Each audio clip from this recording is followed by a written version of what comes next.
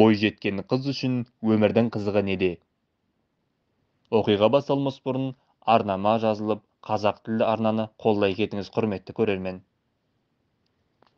Купедегі орнымды әзер тауып, есігін аштым.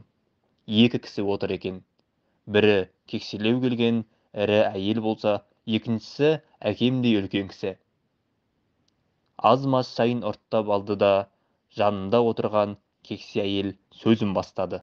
Менің қызым анау-мынау емес, Еуропада білім алды, деп купеде күпініп отырған кекселеу әйелге, қызыңыздың жасы нешеде, деп төтеден сауал тастадым. 25-те. Тұрмысқа шықты ма?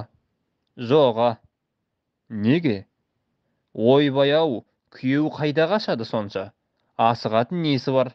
Қызым жас, әлі де өмірдің қызығын көрсін, ойын тойға барсын, армансыз күліп ойнасын. Сәл ойланып отырдым да, өмірдің қызығы деген не? Ойнап күлсін дейсіз. Сонда ол қандай қызық? Деп әдейілеп сұрақ қойдым. Кексе әйел сәл тосылыңқырап барып, өмірдің қызығы деген енді әртүрлі нәрселер ғой. Жер көріп, ойнап күліп, көлік мініп, жұмыс істеп, сәнді киім киіп дегендей, деп сөзінің аяғын жұтып қойды. Мен болсам, қызыңыз сонда күйеуге тимей қандай қызық көру керек? Күйеуге тиген қыз күліп ойнай алмай қалады ма? Әлде сәнді киім кие алмай қалады ма?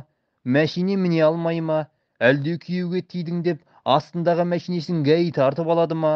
Тұрмысқа шыққан қыз қандай қызықтан құр қалуы мүмкін? Деп бастырмалата жөнелдім. Байқаймын, менің сөздерім көршімнің жүрегіне кілкіген майдай тиіп отыр. Жақтырмай қалды. Ұйқысынан оянған айдаһар сияқты маған ызбаршаша қарады. Жүзіне қарасам, ала жаздай сары шіркей ұялаған сары судың түсіндей сазарып алған. Елден аттап шықпаған сендер не білесіңдер осы? Қызықтың бәрі шетелде, ештеңеден құр қалмайды. Күйеу де сол жақтан табылады. Осыны айтты да, кексе әйел купеден шығып кетті. Мен жаутаңдап, көрші отырған сары кідір көкеме қарадым.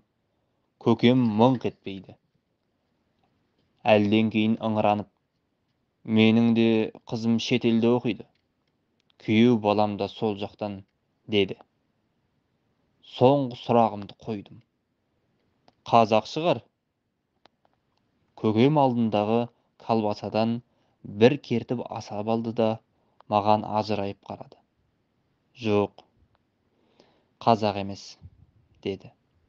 Айтарға сөз тапсамшы. Пойыздан түсіп қалмасың анық. Әрі аунап түсіп, жаралы жолбарыстай күңірендім де жаттым.